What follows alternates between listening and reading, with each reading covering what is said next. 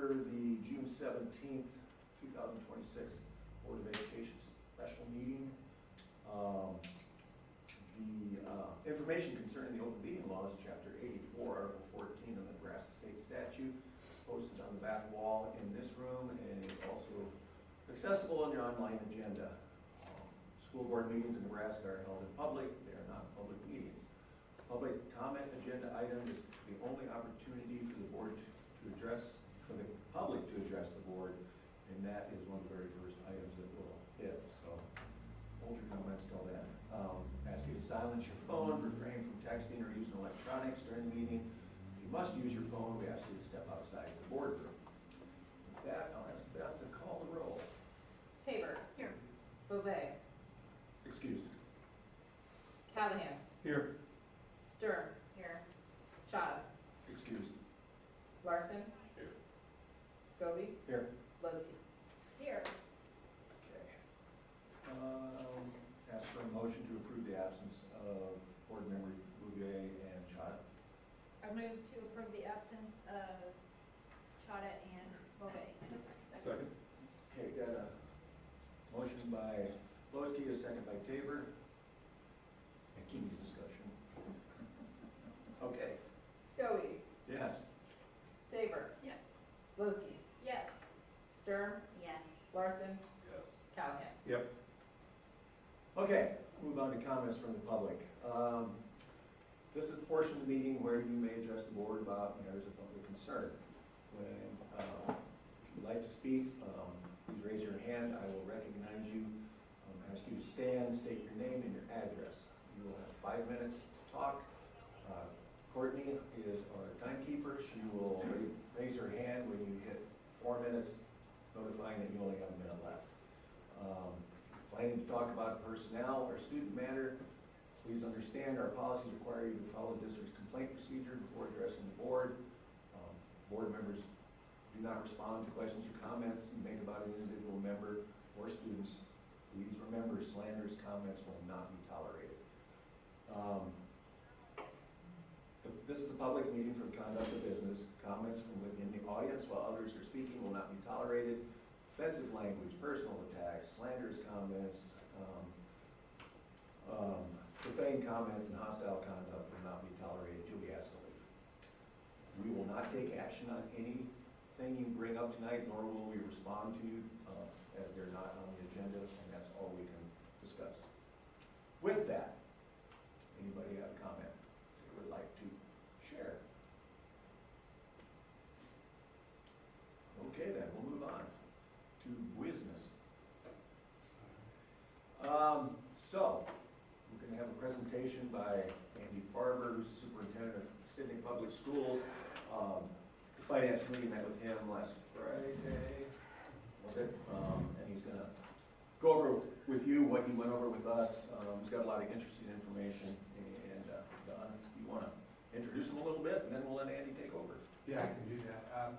So Andy Farber actually started as a principal over here at Arlington, then went to Louisville as a superintendent, and then out to Sydney, Nebraska. Andy's one of the superintendents in the state of Nebraska that's a go-to guy on school finance. So he and I and Tom met for 3 days, just kind of going over what are some options, what are some things we can do, and he's going to talk to you about a little bit of his background, and then he'll pop into those 3 options. The whole idea behind this is to reinforce. We gave you those options before. He just is going to speak into them and give you opportunity for any questions. Andy? Yes, sir. All right, you're on. All right, let me set my timer. Yeah, I said you had 30 minutes. I want to keep you under 30 minutes. So when you hear a bing, we're up. So I can't see anyone. I can just see the wall, but that's okay. I guess what I want to start with is I want to thank Mr. Scheer and Dr. There you are. Thank Mr. Scheer, Dr. Johnson, but also I think Dr. Dietz came out and worked with you. And I am a student of Dr. Dietz. He helped with a lot of what we were doing here in Sydney over the last couple of years. And so I do understand the caliber of administrator and budgeter he is. So it was an absolute pleasure to get to see what he produced and work with Tom and Dr. Johnson. So I'm always grateful to have an opportunity to learn at what other school districts are doing or facing. Before we start, Don suggested I give you a little bit of my background so you understand where some of my knowledge has come from. And like Don said, I was in Arlington, so I've been in Washington County. And what I told him when I was out there compared to Western Nebraska is I really just miss trees. So you guys have some amazing trees out there. It was great to see that, be part of that. But so when I went to Louisville was similar to where you are. When I look and study your history, it looks like at one point you were around 24 to 2,500 students. You dropped down to about 2,100. And now it looks like you're about to have a potential housing opportunity of maybe 100 to 130 houses. Is that right? Yeah. And then you're looking at, I noticed there was some apartments being built, and those apartments to me look like probably for professional adults or maybe even retiring folks. So I would assume you're like Louisville was over 4 to 6 years. You could be looking at a pretty significant increase in both valuation and student population. So I wanted to keep that in mind and keep that at the forefront. When I was at Louisville, we saw 400 kids in about 5 years. And so where your district sits now is where I was at the front end as a third-year superintendent at Louisville. So I really had a great opportunity to speak to some folks that have gone through that process and learn how to implement budget and staffing and different components of that growth process, and also understand, and I'm not saying you're there, but just saying my experience at Louisville is we outgrew our building, 400 kids in 4 years. We outgrew our single buildings, so we were faced with a bond, and we were lucky enough to have to do that through COVID. So that didn't go over real well at that time, and so I worked with our board. We started our bond, and then when I moved out here, Mr. Hacker, who took over my job, completed that bond for them. So I know they were able to expand their space. So I truly understand where you're at as a district, and I know there's a lot of excitement. There could be fears, there could be uncertainties, but I've also had the opportunity to work through that, and so I understand where you're at. In Sydney, I was the total opposite. You're all aware that Cabela's left. When we came to Cabela's, Sydney had lost 500 students. We were still operating on a budget that was allowing for 1,500 kids instead of 1,100. So there was a lot of hard work here over the last 3 years. We were basically more or less forced to reduce our budget by $3.5 million. A lot of that had to do with decisions that were made at the state. I think LB 624, I think, took about $1 million from us, redistributed among other districts. But so what we had to do is some of these ideas are similar to what I've had to face both as a superintendent at Sydney and Louisville. But what we did, the interesting thing about Louisville, you guys or the interesting thing about Sydney is you guys are completely opposite. At Sydney, when I came in, they had $146,000 in reserves. So I'm going to repeat that, $146,000 in reserves. I believe you have like 14 million. Is that, you have 9 in your general fund and 6 in your building fund? Is that correct? Yeah. So from a reserve standpoint, you have managed your money well. You're sitting in a great spot. Sydney had 146,000. Our report this year, we have 7.1 million. So we had to do a lot of work. We had to do a lot of work to get here. And what I can tell you is what I've learned in this process, and I think Blair under Dr. Johnson probably does this very well, is we had to be very responsive to our staff and our community. So that meant a lot of communication, a lot of letters, a lot of contact home, making sure people understood what we were doing. So there wasn't a lot of question. They kind of saw the results, and now we're in a position where our evaluation is reached a much better place. We're looking at potentially lowering our levy, but again, it took a lot of work to get there. So when I look at what Carl Dietz did, Dr. Dietz provided, I think what he was saying to you is I think he was providing a word of caution and talking to the finance committee. I think I understood better that he was providing a word of caution, basically saying, hey, if you maintain these levels of spending, you could see some significant loss in your reserves over a period of 2 to 5 years. Does that sound accurate to this group? Yeah. Okay. Okay, so what I tried to do based on that was kind of look at the experiences I had. What I did to reach some of these conclusions is I did a 3-year study of your AFR over the last 3 years. So I looked at that. I also looked at the information that Dr. Dietz provided. And then I also did some comparables with districts in your area to make sure that my information was as accurate as possible. And so as we move forward, I just want you to understand that's where I drove that information from. But also based on my experiences in Sydney, before we made decisions here, one of the things we did honestly was we interviewed our board, our admin team, and our staff. And then we had a pretty intensive conversation with them it would have been January of my first year where we said, hey, we've discovered these things. We've had these conversations. We understand your needs. Here's decisions we're going to utilize moving forward. So what I would tell you is before we step into this, the one thing I've learned as a superintendent is the power of positive and accurate information, collaboration, communication. And despite whatever information I give to you as a board, you have to make that decision. And I understand the difficulty in that sometimes and the challenge in that sometimes. But I would just encourage you, which I believe you do talking to Dawn, is just fully communicate whatever you decide, work with your community. And I think a lot of times it helps with not everyone's going to like the decisions you make, but they're going to understand them. I would assume as board members you already understand that. So just a very valuable lesson I learned walking through that process out here.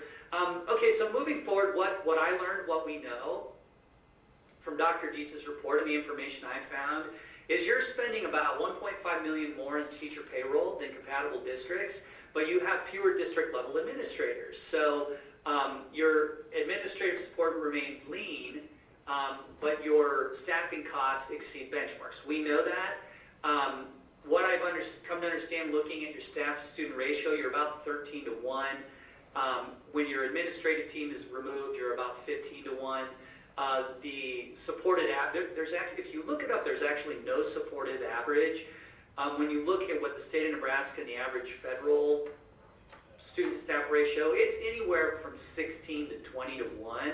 Clearly, the younger the student, kindergarten to 3rd grade, it's about 16 to 1. As you move up to middle school, it's about 18 to 1. As you get to middle school to high school, it's about 20 to 1. So you're operating at a 15 to 1 ratio. So at the elementary level, you're pretty close. At the secondary level, you're a little low. So it kind of depends on what you want as a district and how comfortable you are with your staffing at that time. If you look at your levy, your current general levy is at 77 cents. You're exceeding that by about $600,000 to $800,000 a year because what's happening is you're transitioning money from your general fund to cover your spending. So you're levying for 77 cents, but you're spending 83 cents. And what I found is a lot of that is staffing and maintenance costs. And I would assume you're like us. Gas prices have gone up. So in western Nebraska, when the average travel time is an hour and 15, we've kind of figured that our travel costs have gone up about $10,000 to $12,000 in the last 4 months. I'm sure yours have too. Yeah. I can't imagine they haven't. You sit on the cusp of Omaha, but you also, I think you guys travel to Beatrice, right? You go to Beatrice, you go to Norris, so you have some lengthy trips involved also. So something to think about, is you're levying for 77 cents, but you're transitioning money from your reserves to cover the cost of what I kind of found to be those two things. So your levy's actually at 83 cents is kind of what you're spending. And again, like I said, you have the reserves to cover those expenses. So as a board and as a superintendent, Dr. Johnson, and you kind of have to decide where you want to sit on that. Like Carl said, and I agree, this was his statement, I agree with that. Current expenditure growth continues to outpace annual receipts, and reserve balances will continue to decline. But I'll show you that in option 3 so we can kind of get an idea. Now, what I told your finance team is it's really easy to come sit in front of you. It's really easy as a board for someone to come say, oh, this is wrong, and you're spending too much money, and you're doing this, and what I have found is a lot of times when you walk into these things as a board, it's also good to know the positives, because when I look at Blair Public Schools, there's a lot of things to be proud of. Your test scores are great. You have a lot of experienced staff that I imagine are doing a lot of really good things.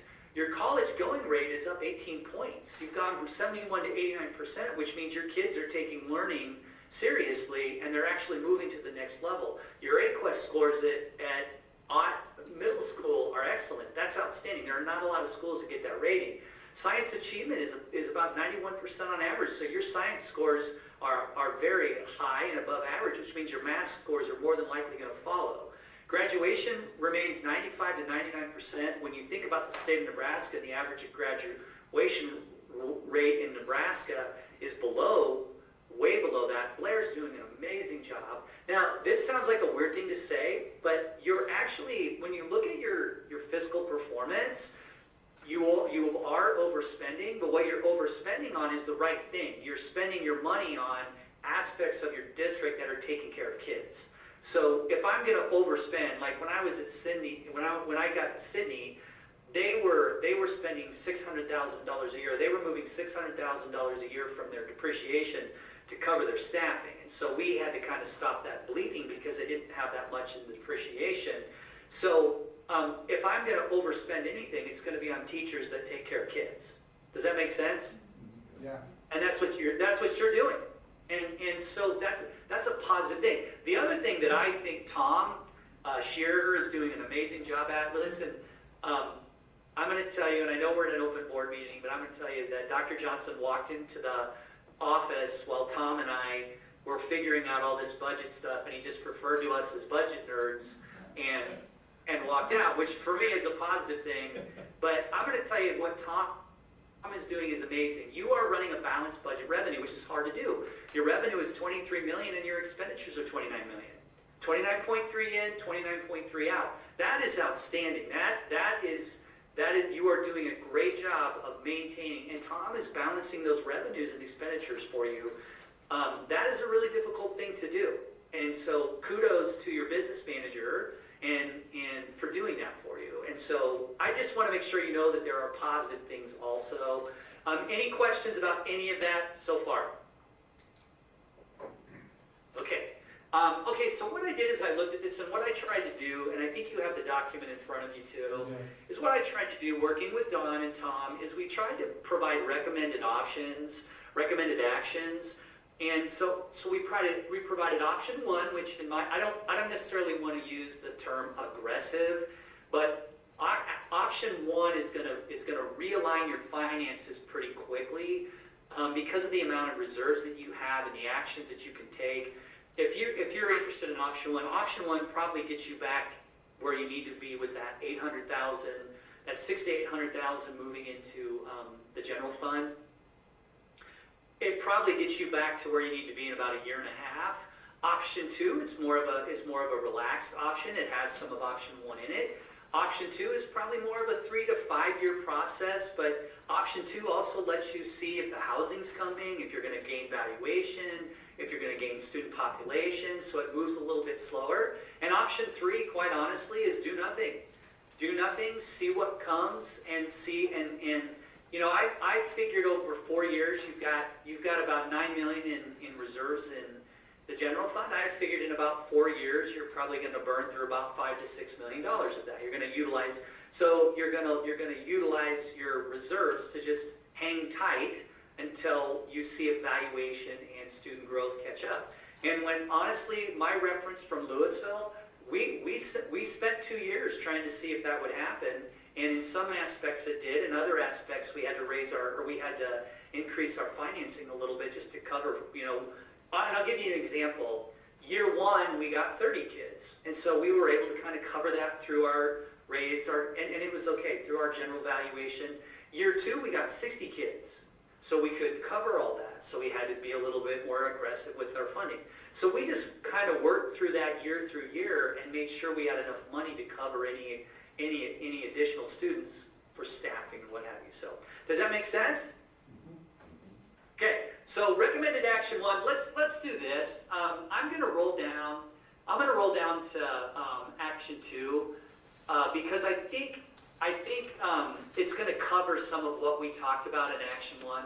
Action one basically acknowledges that and here's what I wanna point out, is when we talk about reducing staff, I wanna make sure that this board understands we are not talking, because we reduced 25 staff members in 3 years.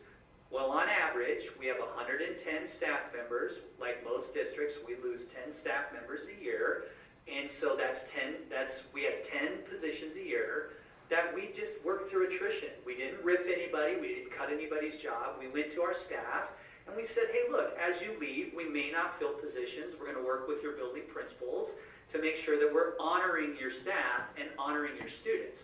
So when I talk about that this evening, I'm not saying, hey, just go into your staff and say, you're gone, you're gone, you're gone. That is not a real good culture builder, right? So what I'm saying is honor the staff that you have, recognize their talents. As people move in and out of your district, Dr. Johnson and your principals can evaluate that, and they can basically look at their programming and they can say, okay, we're not going to rehire these 6 positions. But what I would tell you is communicate that with your teachers and your community and make sure they know that. So there's no fear of job loss, there's no fear of concern for direct cultural change rather than just cultural change. So we talk about that. So here's what I would tell you is you look at option 2, what we know, right, is new housing developments create the possibility of future valuation and enrollment growth. However, student growth typically lags with housing completion. You know that. And so what I tried to do is I tried to build your model kind of based on what Louisville did. But you and I both know, I think as a group we both know, predicting growth is pretty hard. It's really difficult. You know, we hired a company and they predicted we have 800 kids in 5 years, and we ended up getting 400 in 4 years, right? And they don't just come overnight, because it also kind of depends on the type of structure you build. If I build affordable apartments that have 3 rooms, I might get a family of 4. I might get 2 more students. If I build a house that's $500,000 to $600,000, I might get a little different family that has 2 kids or 3 kids. So you don't know. You just kind of have to look at your student growth year to year and make predictions moving forward. So what I've got is your housing construction. I think from what I understood is your housing construction was 1 to 3 years, which your valuation growth, what I learned, was about 2 to 5 years. Now I know you're dealing with TIFs. And I know TIFs from experience, because Louisville did that too, it really is difficult for school financing. And so that TIFs make it difficult to predict budget growth. And so I acknowledge that. Good. What do you need? Oh gosh, that just went bad, didn't it? Oh, am I gone? No, you're not gone. You got about 10 minutes though, because we got the free version and I didn't realize that. Okay, it's okay. So recommended actions. So what Don and I and Tom found is the $2.6 million, that Carl is saying that you utilize, that you're overutilizing. That comes to 3 things: maintenance, staffing, and depreciation. You're moving $1 million in depreciation every year. Your staffing is about 600,000 of that, and your which, keep in mind, staffing is going to increase every year based on whatever their raise increase is, and then your maintenance is up about 6%. And so Don and I and Tom kind of figured out that's probably the $2.6 million that Carl's talking about. So what we looked at was, okay. You've got $6 million in your building fund. So utilize your building fund to fix your buildings. Stay out of your general fund as much as you can to do that. You're growing your building fund $2 million a year. So grow your building fund $2 million a year. Spend the money you need to fix your building out of that if you're not doing that. And just rely on your general fund for general fund expenditures. Promote a 6% allowable growth, and if you're familiar with that as a board, you have to vote to increase your taxing authority. And I had great conversation with your finance team. Just because you ask for 6% doesn't mean you have to take 6%. You you promote 6% as a board to increase your taxing authority by 6% this year. That's it. You don't have to ask for it. You utilize the tax. What you do is what I had to do my first year at Sydney is I did exceed. I went 2.5%. What I did is I used my 2.5% to just pay my staff increase. And so that's something as a board that you can consider. If I want to raise our allowable tax growth authority by 6%, whatever it takes to just cover your staff with that. The other thing I said was maintain educational programming while implementing targeting staff reductions. You focus on non-Rule 10. We talked about that as staff. You honor your staff as they leave and you feel like you cannot fill a position. You do it through attrition and you make sure you communicate that. What I was saying is you provide fewer reductions and you live off your tax increases for 3 to 4 years. So you're going to do that 2.5% every year. You're going to pay for your staff every year. I can tell you from my experience, and I don't know the Blair staff, from my experience in Sydney, a 2.5% tax increase over our allowable tax rate was not popular. So we did it for 1 year to cover our staff, and then we made adjustments so we didn't have to do that a following year. I said preserve strategic flexibility. So like I said, if you reduce your staff a little bit slower, then you don't have to hire people back if you need them. So you can look at your growth trends. And then continue reserve building annually. Right now what you're doing is you're living on a balanced budget is fine. But the hardest part about a school district is to remember that we're also a business. So that's the hardest part to remember, and the most difficult part of this business is we rely on tax dollars and grant dollars to do that. So every year what I try to do is I try to grow my general fund. I stay as tax neutral as possible, and what I do is I try to grow my general fund enough so I ascertain maybe $400,000 to $500,000. So if I have an emergency for a teacher, a para, a high needs special education student. So I'm always adding a little bit to my general fund intentionally. But again, we've communicated that to our districts so they know that. But that's a thought. So you're moving away from that balanced budget. Okay, so here's the other thought. I know you have a couple projects coming up, and they're worth about $4 million. The value is about $4 million. So one of the things I talked to about Dawn is you could initiate a QC puff, and I know that's not the most popular because there are interest payments. You are taking a vote outside of the public. You're doing things that are difficult as a board. What that QC puff will do is it doesn't drain your building fund, because when I looked at your building, you do have some other issues inside your buildings that need to be repaired. You do a QC puff at 0.017 cents. I shouldn't say like it sounds that easy. Just do a QC puff. What I should say is you have an option to do a QC puff, and what that does is you do 0.017 or around there, whatever that runs out.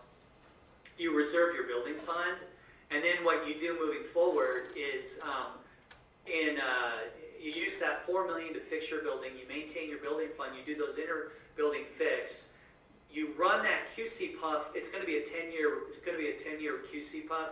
You run that QC puff for 5 years. At the second half of that 5 years, you pay it off early with your building fund because you were able to build it. Or when you're able to build it, you pay the additional $2 or $3 million off early. You save the interest, and you get it off your rolls as quickly as possible.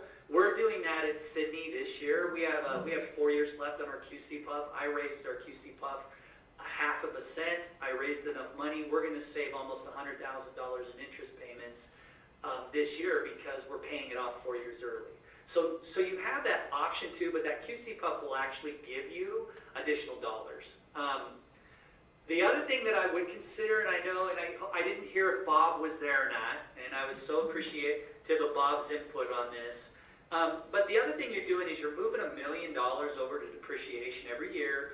That $1 million gives you a tremendous option for your building fund if you hold it for 1 year. So instead of moving the whole $1 million over, you move 500,000 over. You keep 500,000.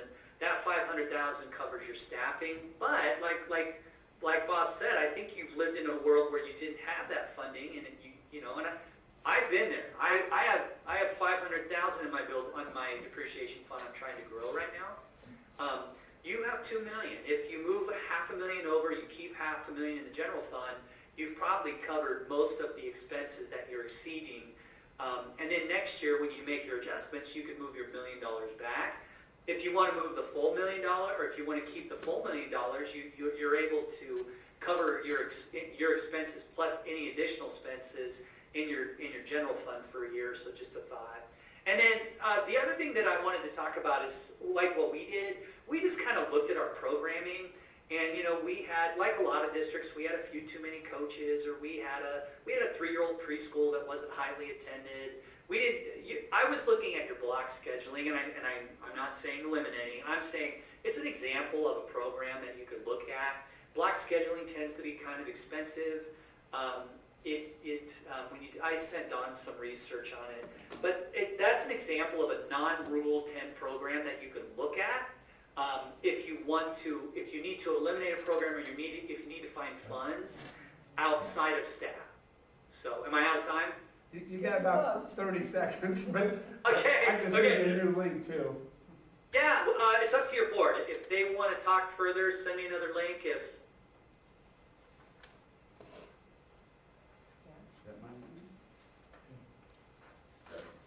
Is it just going to black me out? I'd love to be able to tell you that. I'm just going to say, hey, Doc, and that's going to be it. Okay, so what we know. Okay, I'm so sorry, you guys. I didn't realize we didn't have that as our own application. You want to get them on for a few more minutes to ask questions, or? I mean, the three of us have talked to him already, so it's up to you guys. If you got some questions.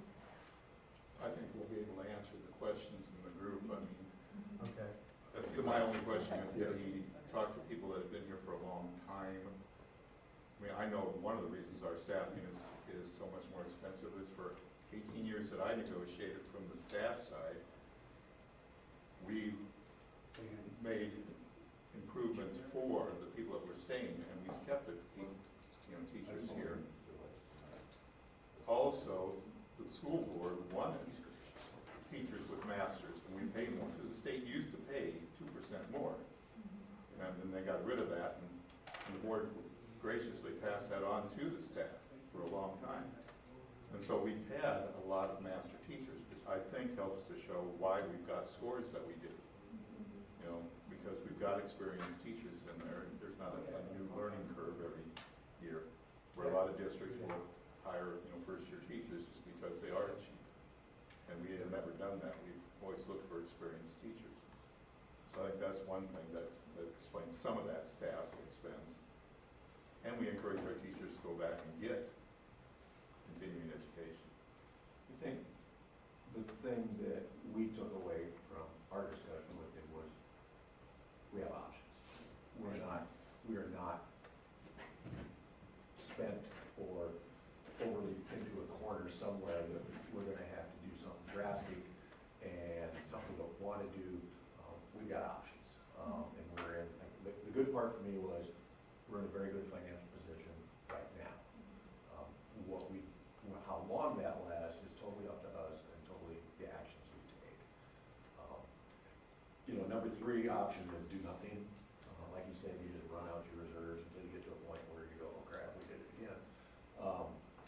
And I'm not sure what I said that you appreciate it, but I'll take the credit. So I think we'll have longer discussions on these in committee meetings. Finance people can come to each of your committee meetings and review this and then ask questions, and then we can go from there. Maybe we can have Tom start, I know we won't have the evaluation, but start some of the budget meetings earlier. Yeah. Yeah, because we've got a lot of stuff done already in the budget. It's hard for him when we don't have the evaluation until August, but Yeah. he's got a pretty good guess. Yeah, we do. Yeah. We actually are in a really good place. We just sat down with Leon today and worked on the sped budget. So we've got all the building budgets in, we've got all those things, but you know where we are at, personnel-wise. Is that my thing talking? No. Okay, good. Well, That was mine. I hit the wrong button. No, you're all right, buddy. You can see how I'm in the technology. And you know, things that, Andy just talked about, you've already implemented some of those things, especially the attrition. Yeah. We're gonna see that. I think the thing that's really been the most challenging is that we pulled back staff, and then as we gained some valuation, we started to build some staff back up. And unfortunately, I think, you know, we thought there was gonna be growth, because we were told there's gonna be growth, and it went the other way. Right. And so again, we're trying to backtrack staff and pull back again. Just when you get, in Blair, it's like, just when you get your foot on the grass, you gotta hit the brake. And we've been in this yo-yo for a long time, and, you know, you see surrounding communities that have growth, and so you think you're gonna go that direction, and when it doesn't, again, we're just getting into this yo-yo, and I think I don't think we need to do anything drastic. No, I don't think so either. I think when you look at the three options, honestly, folks, take a hard look at number two. Yeah. That's kind of where we need to land. It's not saying, hey, we got an emergency, but it Yeah. does say, hey, we better start doing some things now so that we don't have an emergency when it comes. Because honestly, the buildings are in bad shape. They Yeah. just are. When you look at our high school, it needs some significant work, so. It's a 20th century building in the 21st century. You bet. So I think utilizing QC Puff, trying to keep our building fund, because we know there's gonna be some things that are gonna come up. It's possibly the way to go, but we'll talk more about that in committees. I really liked his idea, his suggestion too, that we should be paying more of our maintenance out of the building fund You bet. than our general fund. You bet. And we've Yeah. done that on some things, but Right. increasing that. Yeah, I think we can do some of that too. Yeah, I think we're in a good place.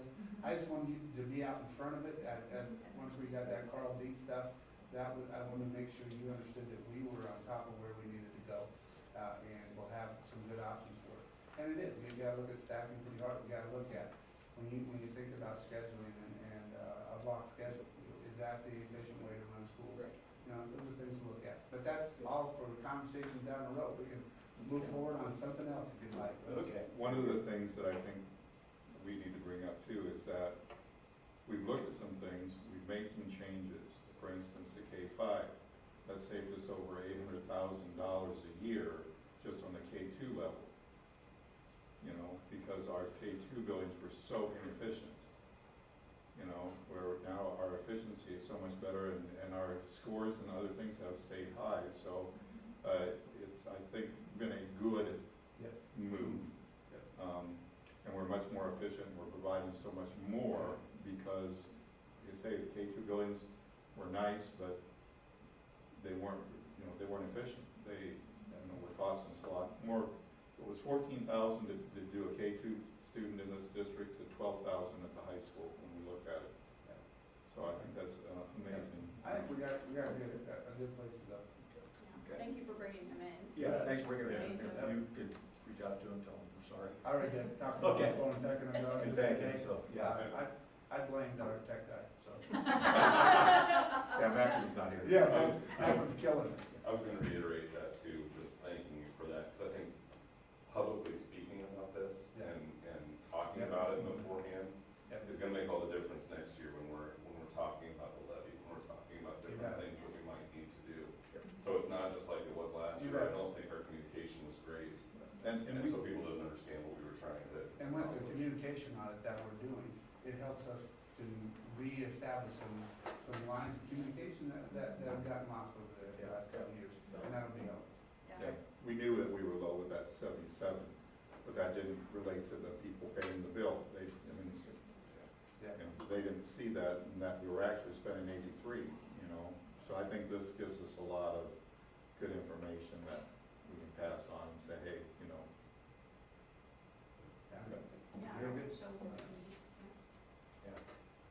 Okay, move on to the next action item. I'll entertain a motion, we have to remove Angie Conity as the authorized check signer due to her resignation, and add Beth as an additional authorized check signer to the district checking accounts.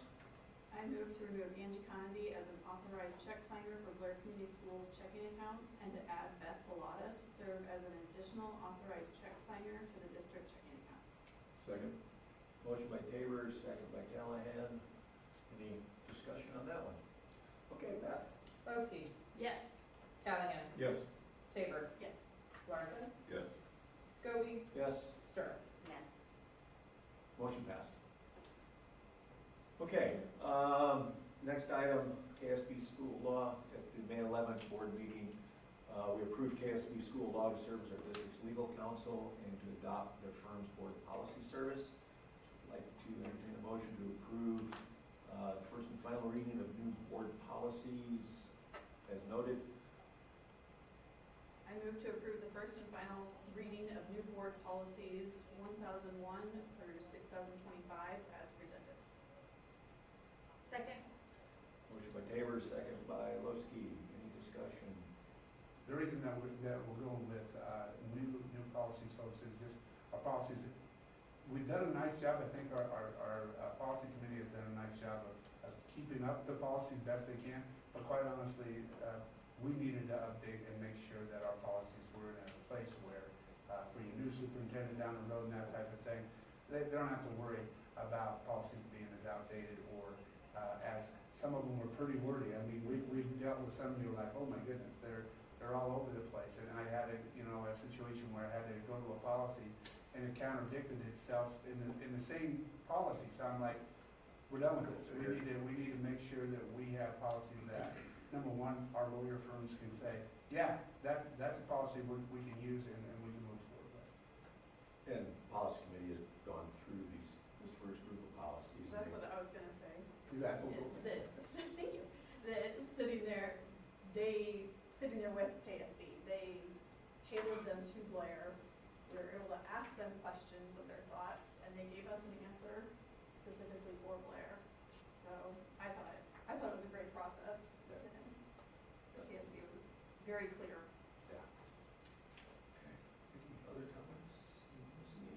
None. Larson. Yes. Excuse me, Lowski. Yes. Stern. Yes. Scobie. Yes. Callahan. Yes. Tabor. Yes. Motion passed. Okay, on to our last item, Oh, our and we Oh, need you gotta to go just, move uh, every What move. do I have to do? I move for the removal of all current board policies that coincide with the new adopted policies. Second. Motion by Tabor, second by Lowski. Any discussion other than me saying I thought there was a separate motion for an alternative, so I screwed up. Anybody want to talk about that one? No? Okay, Beth? Tabor. Yes. Larson. Yes. Callahan. Yes. Stern. Yes. Lowski. Yes. Scobie. Yes. Okay, now we'll move on to the Arbor Park Elementary entrance project. Bids were opened, and Don, you can probably talk about this a whole lot better than I can. Yep, make sure you get it. Yep, That was make the a good motion. motion. Let me do it. Okay. I move to approve the bid from Prairie Construction Company in the amount of $2,327,000 for the Arbor Park Elementary addition and renovation project. Second. Motion by Tabor, second by Larson. Coin toss. Okay, discussion. We had 5 companies that bid this. Prairie was the one that come in as the low bidder. As we look back at this, there's 2 things you should know. One is that the original construction, we estimated at $2 million. This bid comes in under that $2 million. You're saying, well, because you have to have an alternate bid, because one of the things when we were digging into the Arbor Park building is that their controls don't control anything very well. So our heating and HVAC and all of that has some real issues. So that second bid was to replace that system. That's why it's at 23, because you had to bring in that other bid. But had good companies come in. I worked with Prairie Construction on one of the buildings that we did over at Fort Calhoun. It was the first one I've done. And they do quality work. Tell folks what Curtis said. question, and said Prairie does a great job, and had no hesitations with us going with them. Eileen Korthals would back up that. I was there for the bid openings, and I was expecting one of the ones that had come in the lowest to be lower, but they were actually number 3 on the list. And so we had some concerns, and she said she'd worked with this company before and found them to be excellent and not have any kind of problems with them. We'll start right away. When I say right away, soon. Yeah. For a timeline. Yeah. And we already have a contingency plan how to open up the school Yep. while they're still working, so Yep. that issue's already been covered and worked out, so. Okay, Beth. Scobie, Yes, ma'am. Callahan, Yes. Tabor, Yes. Boski, Yes. Larson, Yes. Stern. Yes. Motion passed. Start digging dirt. Exciting. Yes, these two projects are very exciting, and I think this will explain to the public that we do take security seriously. It just takes money. So, okay, that's it. I move to adjourn. Stern, Second. Stern made the motion, Tabor seconded, all in favor say aye. Aye. We just broke the record. Yay. Yeah. Probably helps us a little bit. Yeah. We had the free version of it. Because he might have kept talking, so it's like, okay, oh, gosh darn it, Andy, that went bad for us. Thank you all for coming tonight. Thank you, guys. Good stuff.